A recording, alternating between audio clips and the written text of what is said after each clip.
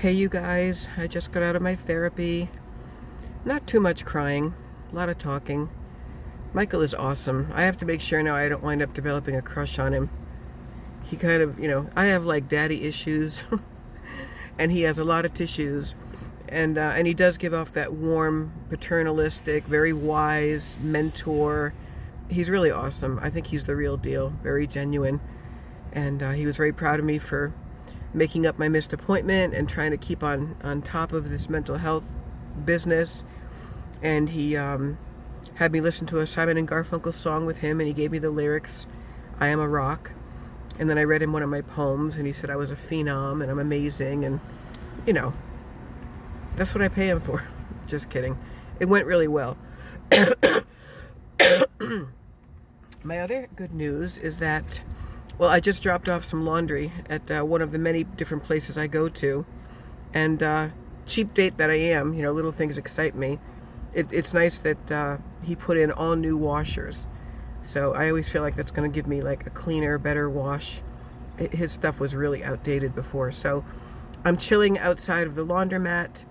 And I walked over to the post office where I got a card from Sabina.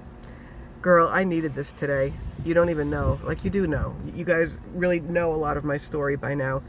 And it's so encouraging to get beautiful words of friendship and encouragement. And I also got a wonderful card from Smokey Steve and Mark. I love this so much. I actually talked about you guys in my therapy today. How I had this... I was feeling so in a funk and so lonely and just really weird in my anxiety. It brings me to a very strange place. But I need to hear things when I'm drifting off to sleep. So I had you guys, your videos on like a loop, including a lot of your older ones, Steve, where you discussed your addiction and your past with jail and relationships and the many roads that addiction can lead you down. And I wound up having a really vivid Technicolor dream that like I went to you guys' house and we were all hanging out together, and we were having a big party and you wanted me to meet all your friends, and there were like puppies running around and great food, and I felt like a part of a community, And that was sort of the theme of my therapy today, was that I have to stop isolating myself and shutting people out and thinking I'm just supposed to go through life alone, because the opposite of addiction is not sobriety, it's connection.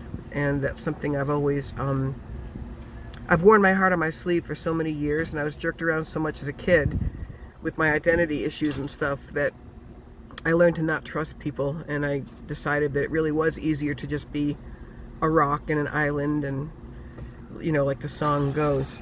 But the messages in these notes were so encouraging.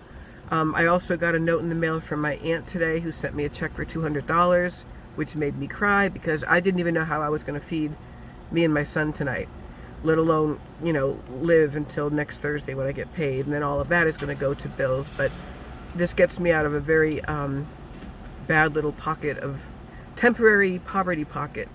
So that was a good thing to report also. So now I'm going to go and deposit that check and come back and wait for my clothes to go in the dryer, and then just go home and continue to clean up a little bit more.